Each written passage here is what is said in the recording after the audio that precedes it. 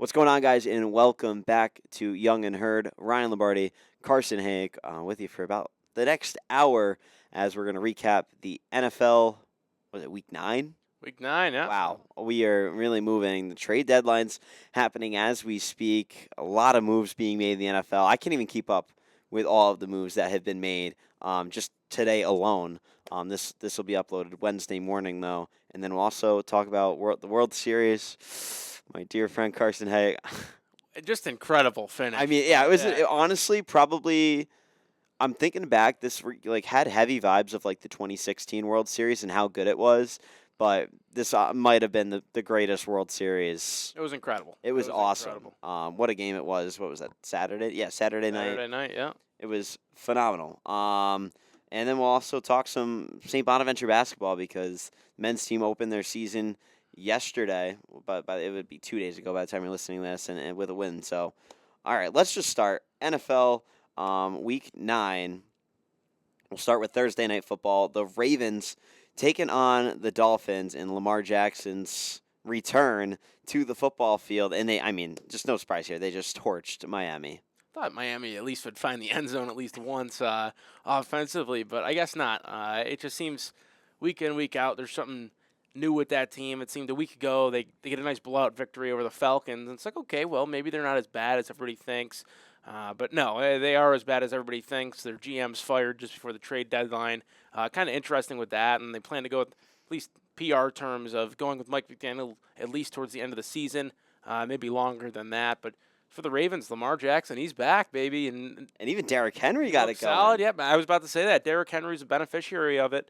And over 100 yards and looked sharp. Why Derrick Henry really looked good. I mean, I think back to the Tennessee Titan days when it was play action, and that's what made Ryan Tannehill so good because they were so worried about the run. But having Lamar Jackson back and being like Definitely. a dual threat, Derrick Henry really had a chance to get it going. They work off each other so well, and it really does make sense. When you're able to run the football well, you're typically able to throw it well, especially in the way that the Ravens run their offense, and specifically their run game with a lot of options, a lot of zone blocking schemes. They just look sharp. 8 different players caught the football as well. Big win for Baltimore. It keeps your hot take alive for the Steelers. Yes. Choked the division away. Oh, the Steelers look great. We'll get to them in a minute, but it was your hot take stays alive for yet another week. I'm just saying. Let's talk about the Steelers because they just upset the Colts, man. I mean, 27 to 20. The Steelers take care of business at home. Daniel Jones still looked like Daniel Jones. He looked great. 342 yards, 31 of 50. 3 picks, though, unfortunately. Yes, but still got the yards up there. He did, yeah. They got down a little bit early in the game. They had to get themselves back in the game. First time Jonathan Taylor was really significantly shut down, I thought, this season. 14 carries, 45 yards. Michael Pittman and Alec Pierce, though, both had 115 yards apiece. But Indy falls. For Pittsburgh, I kind of figured this would be the case for them. They have a tough loss to Green Bay a week ago where it kind of collapsed on them in the second half. They come out firing on all cylinders. This game, big win over Indianapolis. Rodgers effective. Didn't have to do anything special. 203 passing yards with touchdown, no picks. DK Metcalf, 2 catches for 6 yards, and they still got the job done. And Jalen Warren, 16 rushes, 31 yards, and 2 rushing touchdowns. If you tell me entering that day, I think, okay, Steelers are in a bit of trouble. But no, not the case. They get it done 27 to 20. Yeah, and that's a big win just for them. But then the Colts today go out at a pretty good piece. I don't know. What do you think? I like Sauce Gardner. I think he's a good player. I don't think he's cracked up. His PR team's pretty good regardless. But I think he's a guy he's young. Plenty of potential. I think it's a good return for the Jets. They were talking about entering the trade deadline. Hey, we're not going to move our stars unless we get a great offer. Well, I don't know if they're really showing a great poker face there. I think there definitely was probably some subtle phone calls that they were engaging in. This stuff with these franchise players doesn't happen in one day. But the Jets get a decent return for Sauce Gardner. Quinnen Williams, I know he's going to your Cowboys. We'll talk to him in a few minutes. About him in a few minutes. But interesting, the Colts need a little bit of help. Charvarius Ward, he was on IR right now, so Gardner puts a little bit of help in that secondary, and the Colts are going all in here. You just brought up the Cowboys. I'm just really upset about it. We'll talk about it later, but Jerry Jones, count your days, man. Count your days. All right, well, let's move over to Cincinnati, where the Bears beat the Bengals. Absolute barn burner, 47-42. Let's talk about it because Joe Flacco Unreal. threw for 470 yards, 4 touchdowns, did have 2 interceptions. My goodness. Somebody said on Twitter, this kind of makes Joe Burrow look a lot less impressive. And to a certain extent, I'm like, I kind of do agree because of Flacco is just putting up these results like week in, week out, I guess, kind of. But at the same time, Flacco is a box score merchant, and he's always a guy who's going to produce stats. Just a true gunslinger through and through. But what a shootout. Bears blow the 41-27 lead. They earn it back, end up taking this one thanks to a Colston Loveland just 58-yard touchdown. That was awesome, by the way. It should have been a tackle through and through after about 25 yards, but Loveland broke a few tackles. Nice job by him, and that's a big-time win for the Bears. Yeah, Loveland had 118 yards receiving, 2 touchdowns. Even on the other side, for the Bengals, their receivers, their two-headed monster of Jamar Chase, T. Higgins, 111 yards for Chase, 120 yards, 21 yards for Higgins, and 2 touchdowns. So all around, Flacco was really spreading the ball around, and just a crushing loss for the Bengals because they almost came all the way back, but nonetheless, still really good game. His passing chart from Next Gen Stats, Flacco was just all over the place, and it's absolutely hilarious. It's just such a Joe Flacco thing. If you haven't seen it, check it out. It's very sporadic. It's great, but Kyle Monangai here gets the start with DeAndre Swift out, 176 rushing yards. Looked real sharp, really all day long, and key reason for the Chicago victory. But 47 points. Can't slouch on that. 42 points a lot defensively makes a little bit, nerve-wracking, especially towards the end in that fashion. But Chicago gets right back on track, and this is a win you can get some momentum from. Yeah. All right, we'll keep things moving here, and we will head to Detroit, where the Vikings beat the Lions, and the Lions fall to 5-3. What? NFC North is so difficult. I am just so confused. Because then you look at the Packers, and it's like, oh, the Packers are going to win the NFC North. No, the Lions are going to win the NFC North. Wait, no, the Vikings now are 4-4. They're right in the mix of things. Don't sleep on the Bears either. And the Bears, too. The Bears are 5-3. Sorry, I forgot about them. Everybody's neck and neck. Nobody is below 500 right now. It's a really difficult division through and through. J.J. McCarthy gets the start this week. Again, not nothing special, but he gets the job done. 14-25, 2 passing touchdowns. They ran for 142 yards as a team. That definitely helps. And Justin Jefferson makes a killer one-handed grab in the end zone for a touchdown. Jared Goff, thought he looked sharp, but on the run game, only 65 rushing yards from a team. David Montgomery fumbles in that game as well, which I thought kind of really hurt that team as a drive. They started to move the football as well. So difficult loss for Detroit. NFC North, though, this is going to be an absolute slugfest to the very end. Yeah, and speaking of the NFC North, we'll talk about the Packers losing. To who? The Carolina Panthers. Who? The Carolina Panthers. Who? Talk to them nicely, right? Oh, my gosh. The Panthers, Carson. 5-4 on the year, and they get the job done over the Packers. I'm so confused. Bryce Young does the bare minimum. Literal bare minimum. Literal bare minimum. He literally brought a pencil to the class project and got an A. 102 yards passing, no touchdowns, an interception, and had, 9 rushing yards. Rico Dowdle, on the other hand, 2 touchdowns, 130 yards from scrimmage. That's pretty good stuff. The Dowdle train continues. I know you. Why couldn't he get it done in Dallas? Why couldn't he do this in Dallas? He's just been lights out. He's single-handedly carrying, I think, that Panthers offense right now. Carolina comes off of an absolute terrible game against the Bills, just plain and simple. They get their quarterback back. Provides a little bit of juice. It just seemed like a game. Green Bay was asleep the whole time. It reminded me of their game against Cleveland earlier this year. A very similar fashion. Again, game-winning field goal as well by Fitzgerald from 49 out. McManus missed a field goal that was ultimately proved to kind of be the difference in the game. He's now 11-16 on the season. Now Tucker Kraft's hurt. They're dealing with a bunch of injuries. Nate Hobbs got banged up. Watson was dealing through an injury. Matt Golden got hurt. So Packers right now, they're a little bit of a mess. I still have a lot of confidence in them going forward, but right now they got to steady the ship a little bit, and they got to stop playing down to the other team's level. Yeah, definitely. And there's no room for failure in this NFC North. It's so tight. it's so neck and neck that like there's just no room for error. And losing to the Panthers, which I will say, yeah, beginning of the season, I'm like, yeah, that's a big error. But right now, I'm like, maybe the Panthers could actually compete. I don't know. They have 5 I wins on the agree with year. you. I agree You don't with win you. 5 games on accident. You don't, especially. But at the same time, if you were to tell me they win one more game the rest of the season, I'd also kind of I would believe you. also agree with But you. we'll have to see. Carolina, they're a decent team. Their defense has picked it up a little bit here lately. Bryce Young, he's not doing anything stupid. He's not being a superstar by any stretch of the imagination. But when you have a back like Dowdle right now who's performing and that line's performing like they are, that's going to get you to a few victories. And they've done just that. How far will it take them? I don't know. We will see. Well, you just got me curious. They have one of the latest bye weeks. They don't have a bye week till week 14, but here's their schedule. And if they were to only win one more game this season, I could definitely believe it. They have the Saints next week, and that's a divisional game. You never know. Win. You think that'd be a win? Hope that's a win, but you never know. Then they have Atlanta. Maybe. San Francisco, probably a loss. L.A. Rams, probably a loss. They get the Saints again, this time away. Do you think they probably split? Probably split with the Saints. So there's a win there.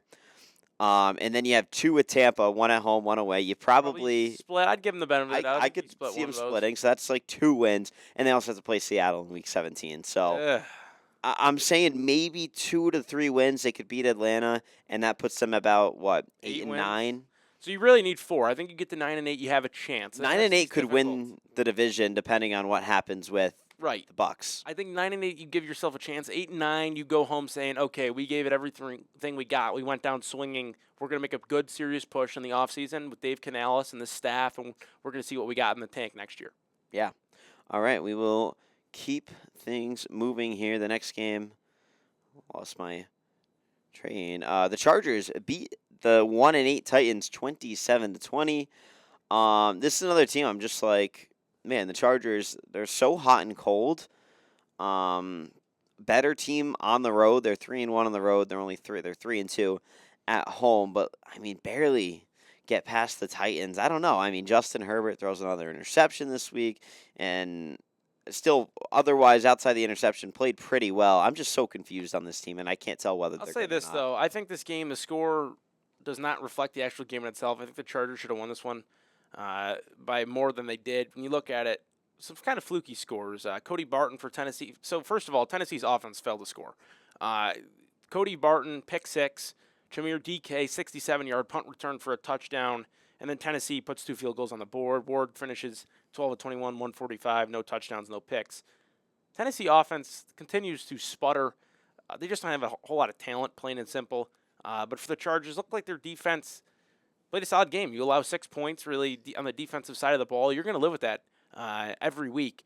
And for the Chargers, offensively, I think they have a ton of weapons. Gadsden, 5 catches, 68 yards. McConkey still showed 4 for 56. That's a good showing from him. Quentin Johnson, 4 for 53 and a touchdown. And then you got Keenan Allen, too, who is a guy who's had a solid year. But Herbert, 250 to talk about the interception, pick 6 that he did throw. But overall, this is a team that's got a ton of talent.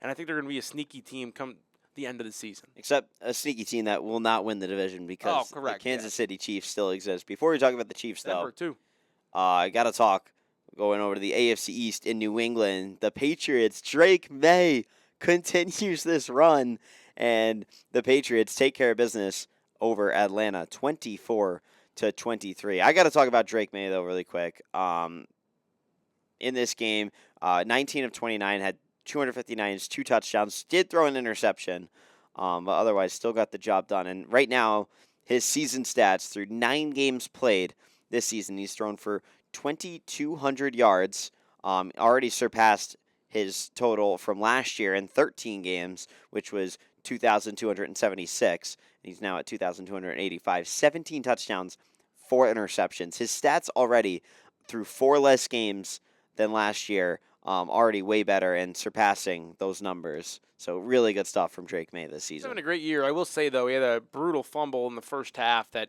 before halftime that kept the Falcons in the game.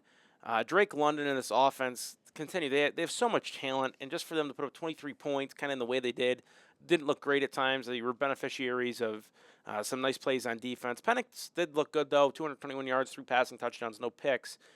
Drake London, of course, had all 3 of those touchdowns. But Bijan Robinson, less than 100 scrimmage yards on 20 touches. It's weird with Atlanta. They're a team that's very inconsistent. They were in it till the very end here, though. It just didn't ultimately work out for them. Difficult to see as somebody who wants to see the Bills try to get back on the AFC East, the top of the AFC East. But regardless, good win for New England. Their easy schedule, I want to see them play when they're behind. I'm curious to see how they respond to a little bit of adversity. They've done some good things, though, with a favorable schedule. Yeah, well, let's go into the Meadowlands with the New York Giants fall to 2-7 after the San Francisco 49ers take this one 34-24. And, I mean, Mac Jones plays well. Jackson Dart plays well as well. I mean, both sides played well. Mac Jones, of course, had that fumble that Abdul Carter was able to recover. But other than that, I mean, the 49ers really just looked sharp, and they looked like we say this about every team in the NFC West, looked like a division contender. The NFC West is just another slugfest. It feels like it's been like that for the last, 5 seasons. NFC West has got a ton of talent. And it's always a different team, stepping up, I feel like. We had, the Seahawks, what was that last year, 2 years ago? They stepped up. The 49ers are usually in the mix. The Rams, of course, won the Super Bowl. I don't know. It's so weird. Even the Cardinals made the playoffs 2 years back. Yep. So, I mean, it's just weird. Competitive division. I think Mac Jones this year, he's looked very good. I think he's taking that next step in the development, especially under Shanahan. It's a great system to be in. CMC, leading receiver and leading rusher. He just kind of proves his worth. He's just incredible. Brian Robinson Jr., though, what a run that he had. Runs a few Giants guys right over to score. He finishes the day with 5 carries, 53 rushing yards, and a touchdown. Jackson Dart. I thought he looked sharp. However, he needs a little bit more help. When Darius Slayton's your leading receiver on the day, 62 yards, it's not going to help you a whole lot, and you have only 61 rushing yards on the ground other than Jackson Dart. You're not going to win too many games. I just think the Giants still, clearly, they are in the midst of their rebuild, and they're just not there yet. Yeah, definitely not there. And I want to highlight with Mac Jones that he's probably going to be the start of the rest of the season. Brock Purdy getting over that turf toe injury. I don't see why not. He's winning games for them. It's funny you say that. Brock Purdy's already been ruled out for Week 10. That's funny. It's funny you say that because that was let's see here. I believe that was my hot take. Clearly he's banged up right now. Yeah. But when he's healthy, I think he should still be the guy. Really? Okay. I do. I mean, all right. Let's look at this because I gotta really look into this and see. He's only played 2 games this year, right?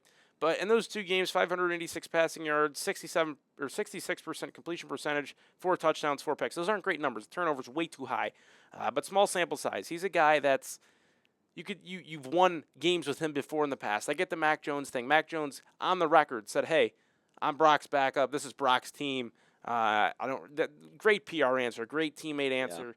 Yeah. I think still Brock has got that room until proven otherwise. I think you give him a fair sample size when he gets back to perform. I don't think injury should be the reason a quarterback like Brock Purdy and who has talent should be taken out of that spot because Brock is a guy who's consistently time and time again shown that he can get the job done. They just gave him a new contract extension and everything like that. You just don't pull a guy that quickly. Yeah. But if he does not perform and he comes back in 2 to 3 weeks, I think that's a different discussion. But right now, I think Brock's the guy when he does return from injury.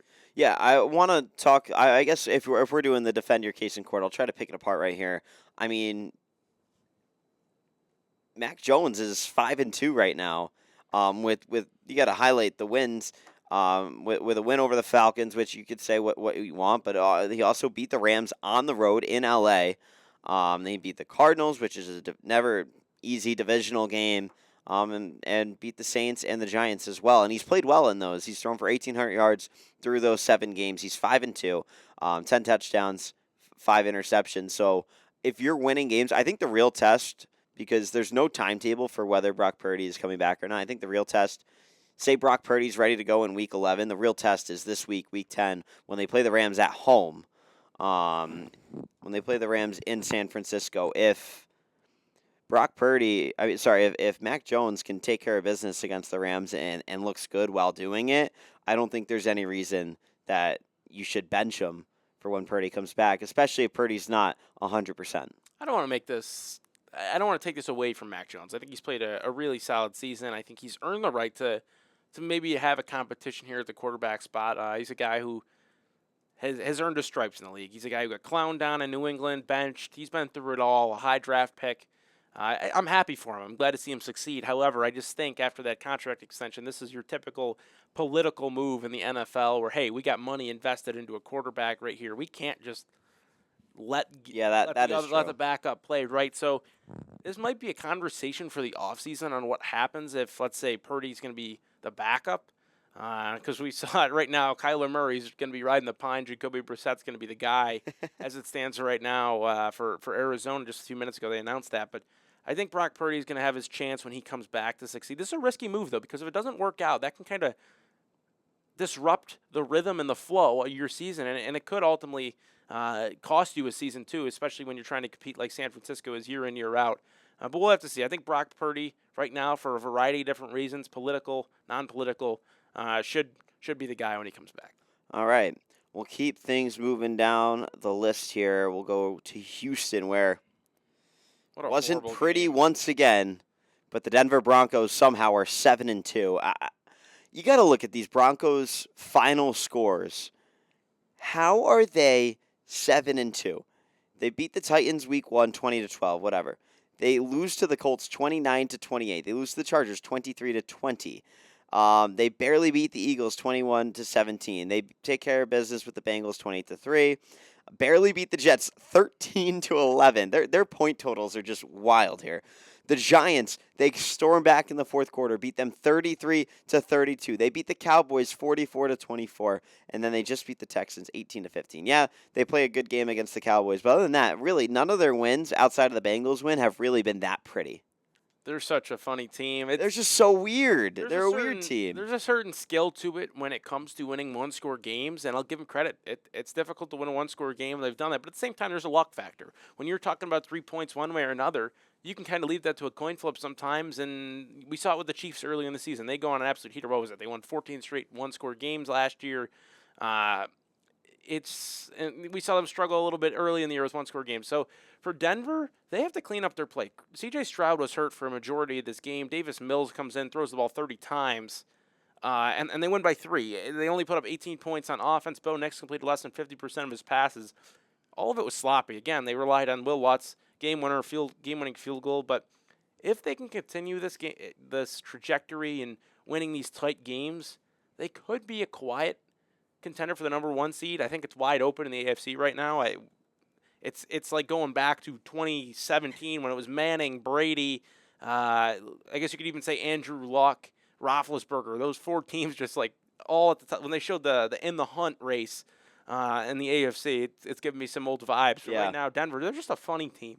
They really are. All right, we'll keep things moving. I mean, really, I don't even know if these teams are out. I mean, the Jags go out. Make a trade today, but they barely sneak by the Raiders yesterday, 30-29. Ball was batted down. Tyler Lockett wide open in the back of the end zone for the 2-point conversion. Gets batted down. That's how it's been for the Raiders this season. It's summed up in a nutshell. You have a decent game from Geno. He throws for 284, completes a good portion of his passes, 4 touchdown passes as well. And Brock Bowers, welcome back, my man. My tight end 1 in fantasy, 3 touchdowns, 127 receiving yards, 12 catches. Absolute beast this week in fantasy. But for Jacksonville, it wasn't pretty for them either. Parker Washington stepped up, 8 catches, 90 yards with Hunter hurt, and Trevor Lawrence runs for 2 touchdowns. But Jacksonville, they're a team that's, they're 5-3. They're right there. We'll have to see how they finish. They're just a team you kind of get that feeling, okay, maybe they're a little better or a little worse than their record shows.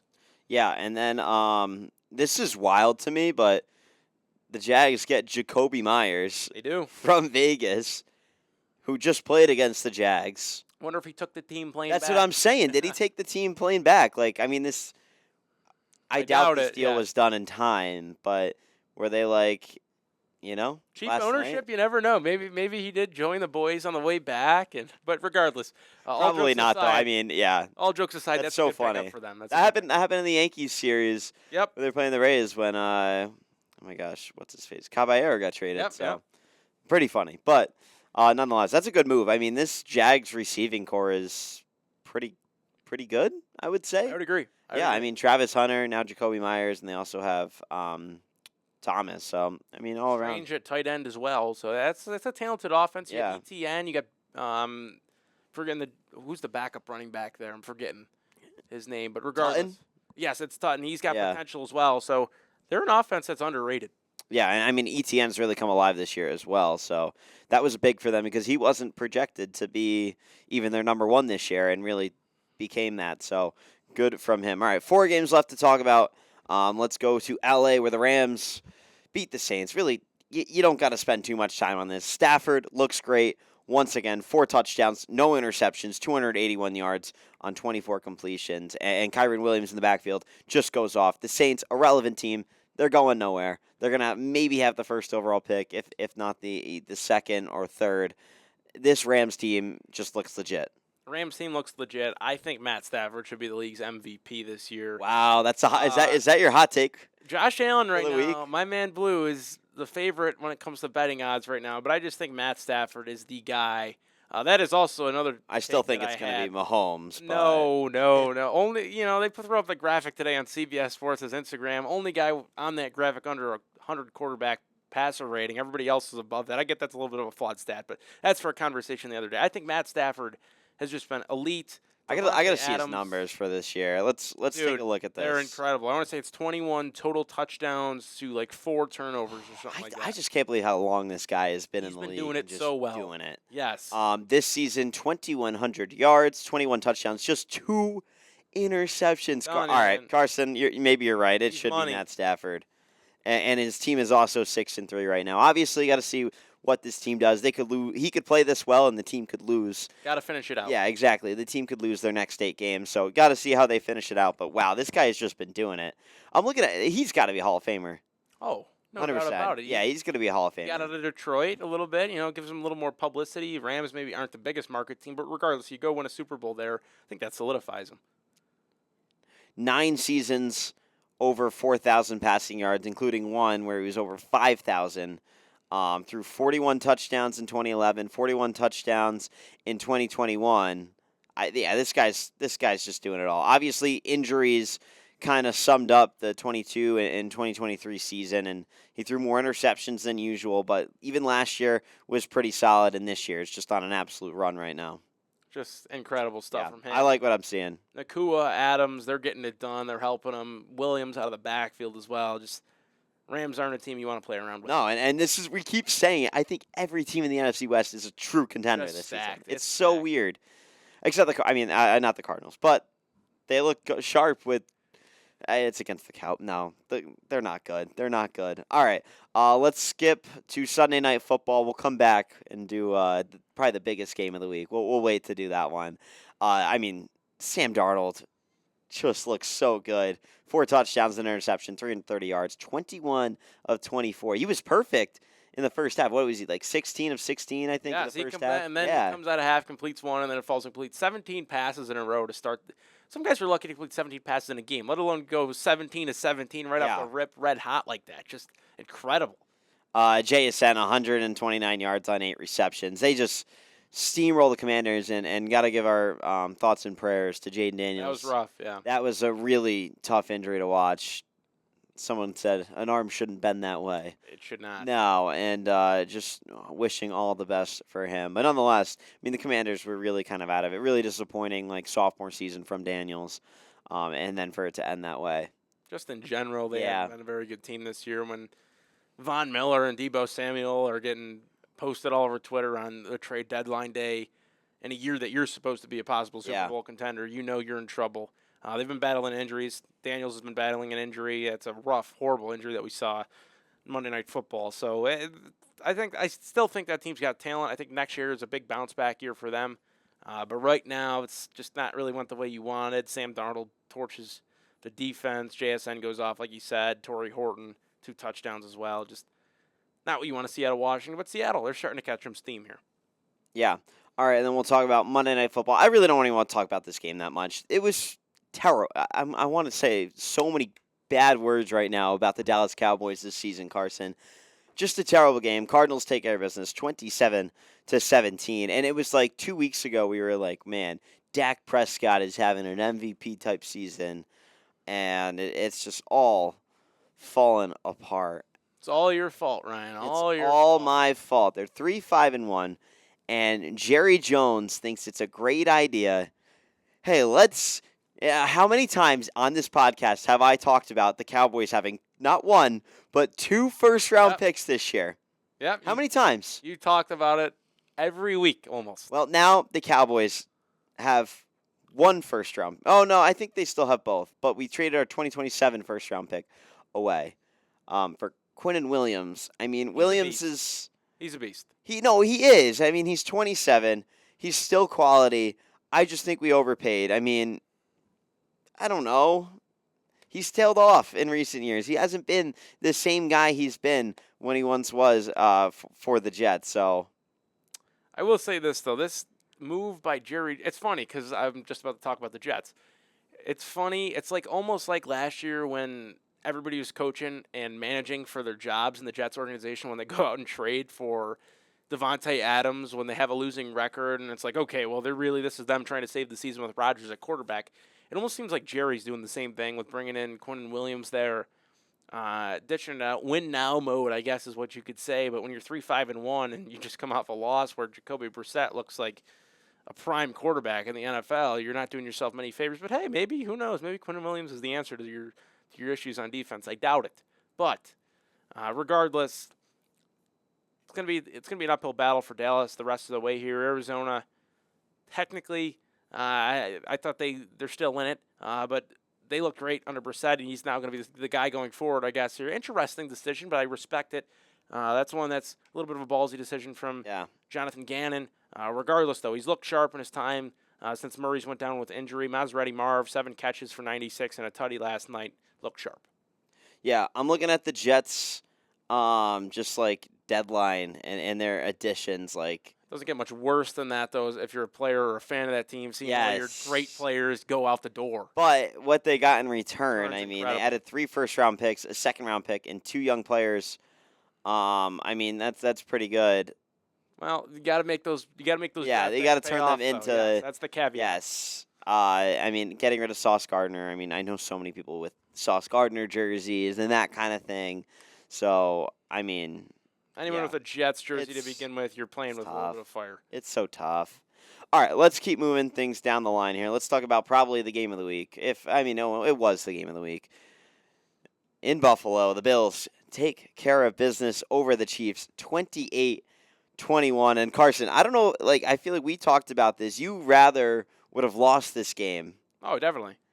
Than to win, and now it's going to make it that much harder when you see them in the playoffs. But I got to say, Josh Allen looked awesome in this game. This was the best passing performance, I think, besides the fourth quarter of that Baltimore game week 1. The Bills' offense has seen the whole year, quite frankly. Allen set a franchise record for completion percentage. He goes 23 of 26 in the game, 3 total touchdowns, no turnovers, over 270 through the air.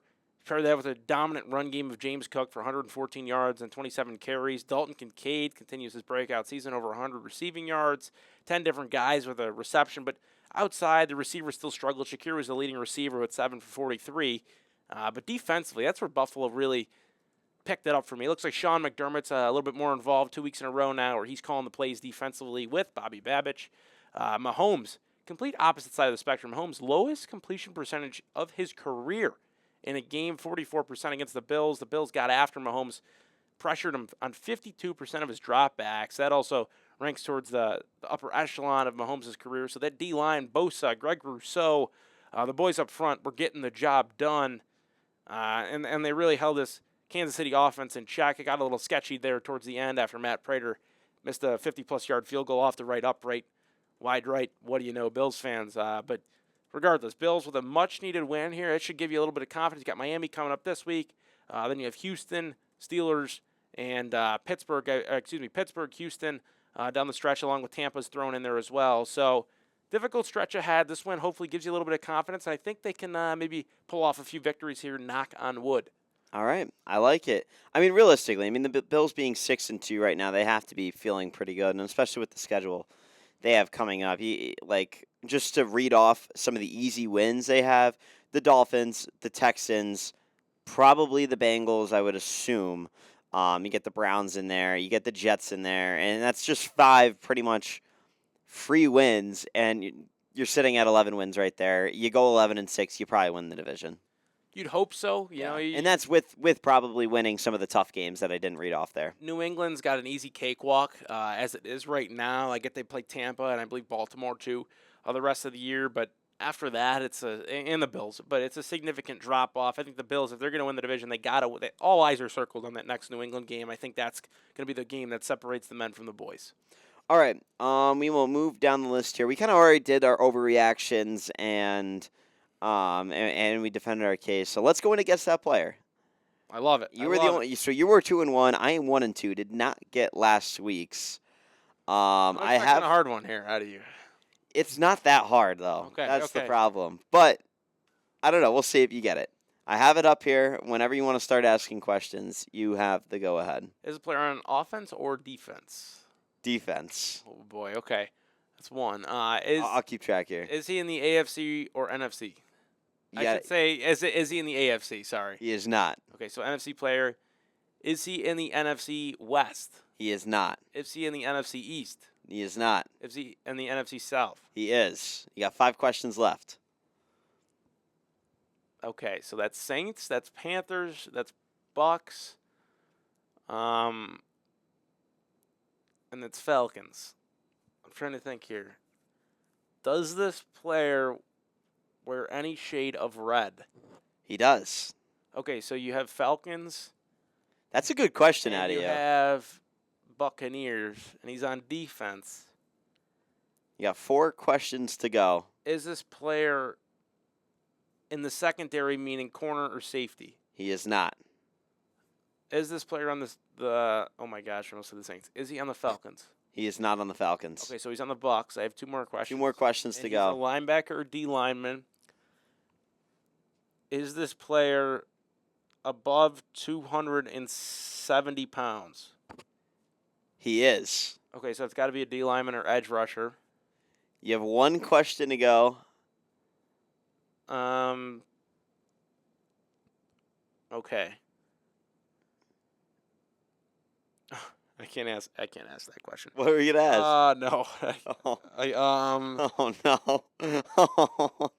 There's somebody on the D line who sticks out like a sore thumb down there, but I can't do it. Well, if it is was this player 30 years and older? Yes. Okay, I'm gonna use my cheat sheet here. I thought if it was back in the day, you could have said, "Does this player only have 2 fingers on one hand?" It was not gonna be JPP. No. Okay, let's see here. Depth chart. And you said he was what, 30 years or older? Or? Yes, he is 30 years or older. Okay. Let's see here. That means he's a veteran on this D line. Let's see who you got up right here. Let's see. Not going to be Vita Vea. Oh, goodness. Okay, and he said he's over 270 pounds. Indeed. I think I know who this is going to be here. Oh, no. He's under 270. Hassan Reddick, 240 pounds. It's not oh boy. And he's an edge rusher too. Over 30. No, it can't be him. Yeah, no, he's a lightweight guy. Levante David, 233 pounds in case. And he's over 30 years old, correct? He is 30 or older, yes. Okay, I just wanted to make sure. That was your question. This is the dude I was thinking of, but I know he's not that old. Oh, my goodness gracious. And he's on the Bucks. Oh, my gosh. Your questions were really good that you should be able to Dude, get I'm in this. such a good spot right now. Yeah. I don't know. Deion Jones, he's a lightweight, respectfully. He is Unk, though. Yeah, no. Okay. I'm going to go. Uh-oh. Who on earth could this be? Wow. There's nobody on this D line. I was about to say I didn't even know what player was. Wow, I can't believe you're stumped on this. This is An easy It's one. on the D-line or a linebacker, and I don't know why. I'm looking at his name right now. No, you're not. I am. Oh, my goodness gracious. I can't believe you haven't gotten this. It's taking forever, Carson. I'm disappointed in Here you. we go. Here's the. I literally don't know. No, there's one person you still haven't clicked on. Oh my god. It's so obvious that you're not clicking on him. I already looked at Deion Jones. You didn't look at this guy yet. I might have to put a clock on you. Oh no! Oh, Vita Vea. Oh, it is Vita Vea. I didn't, I didn't think he was. Damn, I'm getting old. It only took you looking at every single player. I mean, I was on Anthony Nelson, Deion Jones, you name it, but I thought he was like 25, not 25, but like 28 years old. Wow. Yeah, damn. you said it's not Vita Vea, and I stared at the camera, and I was like, I was hoping you would guess somebody else. I don't even think I can count that. That's terrible. No, I lose this. You're putting it at a loss? That's a loss. Yes. I like it. That's wow. All right, Yeesh. so Carson is 2-2. Wow. I'm so 2-2, disappointed in you. Believe me, I'm disappointed in myself as well. Should we do double duty this week? Do you want to come up with a player? Okay. And I'll guess. I got Put one. Your computer a little bit that way. I got one. All right. I don't think we're having a show next weekend or next week, and if we do, it's a different day. Because there's some basketball going on. So let me know when you are. I'm good to go here. All right. So let's start it off. Is he in the AFC? Indeed. Is he on offense? He is on offense. All right. We are knocked down 2. Now I got to. All right. Here's this. I don't know. This you could tell me this is an illegal question, but is there? All right, let's do this. Is there more than? All right, how can I narrow this down the best way? Are there more than 2 teams with 6+ wins in his division? Okay, hold on 1 second here. How many? That's 3 questions. Let me just double check something.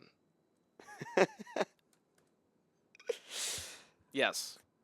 So there's more than 2 teams with more than 6 wins? 6 or more wins, yes. So he's either in the AFC East or the AFC West. Let's just narrow it down. Is he in the AFC East? Yes.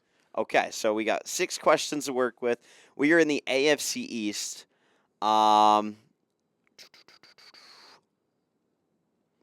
Does he wear a shade of red in his uniform? No. Okay, so it's the Dolphins or the Jets. We have 5 questions left to work with. Let's just narrow it down. Is he on the Dolphins? He is. All right, so we have 4 questions left. He is on the Dolphins. Okay, so 6. Oh, I got 4 questions left on the Dolphins. Is he? How can I narrow down like receiver or running back? Can I combine those 2 somehow? You could say pass catcher, I guess. Is he a pass catcher? He's not a pass catcher. So he's either on the offensive line or he's a quarterback. I'm going to assume he's probably on the offensive line. Okay. But I'm not saying that. Okay. Let's see. Is this player? No, that's not a good question. Is this player? No, I feel. All right, is he on the offensive line? No. Okay, so it's a quarterback. You missed this. You got to hang the headphones up. I feel like I have 2 questions left. Can I go to the depth chart? Or is it too early? You have 2 questions for 3 possible players. Yeah, so it's either Tua, Zach Wilson, or Quinn Ewers. Did he play? Okay, well, this is a weird. No. Yeah, no, this is the right question. Did he play football in the SEC? No. He didn't play football in the SEC. He did not play football. So with 1 question left, I'm going to ask one more question just to confirm this and solidify this and bring it home, did he play football at BYU? He did. So it's Zach It Wilson. is Zach Let's Wilson. go. Let's go. So you're 2-3. I'm 2-2. No, we're both 2-2 now. Are we both? Yeah, we're both 2-2. Let's go. That's we're great. even. That's good. Wow. So that means next time we get to the show, we got a lot to play for. Yeah. All right. That was fun. I enjoyed that. It was fun. Did you like my? I thought I had some good questions. That was a good one. I had some good. You gave me the idea for the uniform color. You got it down like fast. If you missed that, man, you had to hang it up. I was not expecting you to go quarterback, so I was like, all right, let me just narrow this down. I figured you're just gonna be on the offensive line, and then I was like, oh, there's 3 quarterbacks to choose from, and it was Zach Wilson, Ewers, or Tua, and there we go. There we go. All right, let's talk about it. Let's change the subject here. World Series, Game 7. Wow. Wild stuff. Yeah, after the home run that Rojas hit, I remember tweeting at him. I was like, quick check-in on my dear friend Carson Hayek. Man, oh man, what a series. What a Game 7. Yamamoto throws 96 pitches the night before, goes back out, and gets the job done, earns the win on the mound. Are you kidding me? That's what we call emptying the tank, right? Yeah, I mean, he left it all out there. Wow, I don't even know what to say. Such a position to lose that too. Bases were loaded. And one out. They bring the substitution in for Pajes in center field. Goes up, mosses Kiki Hernandez, puts him into the ground. What were you doing? All right, I gotta ask you because I saw an awful announcing clip, of an announcer being like, it was like a hockey game in Canada, and it was like, the Blue Jays have won the World Series. Wait, no, they're gonna call him out at home. What was your reaction on that play? Did you think he was safe? I don't. I actually think that was a horrendous play by IKF there. Why would he slide? I have no idea. I know Yankees fans were quick to get in the comment section of that. Everyone, there's a few people that were saying, Blue Jays lose. And I was all right. Anyway. Yeah, I don't know. But did baseball really win? The Dodgers won. No. So could you imagine, though, if they would have overturned that and the Blue Jays would have won a World Series off of an official review? That would have been terrible. This is the most Toronto way to lose, though, I will say. When you talk about the Maple Leafs and how they've struggled in playoff series over the course of the last decade and a half, and then you have the Jays lose in the way that they did. Yeah. It's the most Toronto way. I think everybody in that arena figured they had that gut feeling of, oh no, here we go again type of thing. What a game, though. I got to give a tip of the hat to really both clubs, because a lot of people were saying, hey, Dodgers in 4 or 5, maybe 6 if they're really. I had Dodgers in 6. But the Jays push them to 7, push them to the brink, and really, you're like, oh, we should have won that one. But it's honestly, the Dodgers pushed the Blue Jays to 7. It wasn't even that. The Blue Jays had a 3-2 lead leaving LA, which was just insane to me. And they had a ninth inning was when it was tied, correct? If I recall it correct, or was it? Yeah. So it was. Rojas hit the home run at the top of the 9th, and it's right there. It was right there. It was right in front of us. Yeah, you texted me. No, I gotta say though, I saw that my favorite meme. You know the meme of the guy lying awake at night and his girlfriend is next to him. He's like, I bet he's thinking about other girls, and it was him lying awake, and it was like, if the Dodgers win, that's terrible, but then Canada wins, so it's like it was hit or miss there. But yeah. I remember my dad. So I woke up and I told him, he's like, he follows nothing but baseball. I'm like, he's right in front of us. He follows nothing with even at all. He barely knew who the teams were that were in the World Series, and I told him, like, the Blue Jays lost. He's like, oh, good, Canada lost. I'm like, it's not really like that at all. But regardless, he thought it was funny. Yeah. But yeah, it was just a game that the Jays. Ohtani had right there gets banged up pretty bad. Everybody else comes in, gets their job done. Snell looks good. Yamamoto pitched amazing. How many pitches did Yamamoto end up throwing? I want to say it was over 30. He threw 34, so he threw 130 pitches across two nights. Yeah, that's great. That's good stuff. That's good stuff. That's elite stuff. But nonetheless, Dodgers go back-to-back. Really not much more you can say. All right, coming down the wire here, we got about 4 minutes where you got to run. You got. We're good. We got a little bit of time. Yeah. Is anyone in this room afterwards? Otherwise, no. Okay, we're good. We're good. Oh yeah, you got to do your thing. Though. Yes. Yeah, let's talk Bonnie's basketball really quickly to wrap it up, because the Bonnies took on Bradley yesterday in the field of 68 tip-off marathon. Pretty awesome stuff. And honestly, I mean, I was really, I obviously there was some flaws in that win, but I was really impressed with the St. Bonaventure offense, specifically Buddy Simmons the second. How about Buddy Simmons' dad too? Yeah, that guy was awesome. And then this was probably one of the most unique games I think I've possibly ever seen in my life. The score, the game cuts out like halfway through the game because YouTube stream doesn't work. Buddy Simmons' dad is losing his mind, just hilarious. Woj, for half of the people at Bonaventure have class Monday at 11:30 in the morning. Half the people at Bonaventure think Woj gets ejected from the game for chirping the refs and forcefully left. Turns out not the case at all. That was a complete and utter lie. I never believed it for a second. I didn't either. That just not. The guy really was like unreliable. I'm not going to say names, but I have a friend who is oftentimes on this YouTube channel, Afterthought Sports, who really believed it and was telling me it's a reliable source. He's a real reporter. Looks decent. I'll give him okay, credit. yes, his page looks decent, but he's not even verified. Only has 1,000 followers, and I also had a source at the game. I text my source at the game. And the source is like, "What are you talking about? He's sitting right here." So, yeah. And this source, these people, they get a little. I wonder if I'm curious what the actual backstory is. If he intentionally made this up, or if he heard something from somebody and then just took to Twitter with his eyes closed a little bit. Regardless, Woj didn't get ejected. He's doing just fine and dandy. But great game from Buddy Simmons overall here. I thought the Bonnie's offense, they did look sharp. 24 points from Simmons. Caden Charles continues to pour it on a little bit off. I love Caden Charles. Great. He is just such a good player. And he's very, we talked to him in the press conference, very, level-headed, definitely PR trained. He'll give you more than what you want. Yes, exactly. In the right way. Right way. I mean, very big fan of Caden Charles. I mean, I asked him about just, what it was like just being able to play in the student section, because he comes from a Division II school where the students aren't going to every basketball game like they come to St. Bonaventure. And he was like, it was crazy. I mean, coming from Division II, it's a whole different level, and the energy here is unreal. And I just love to hear that, especially from a guy who's just so happy to be playing basketball and gives it his all every time he's out there on the floor. Grahovic, I thought, looked decent. He ended up with 11 points, 8 boards. Charles, 8 boards, too. I forgot to bring that up as well.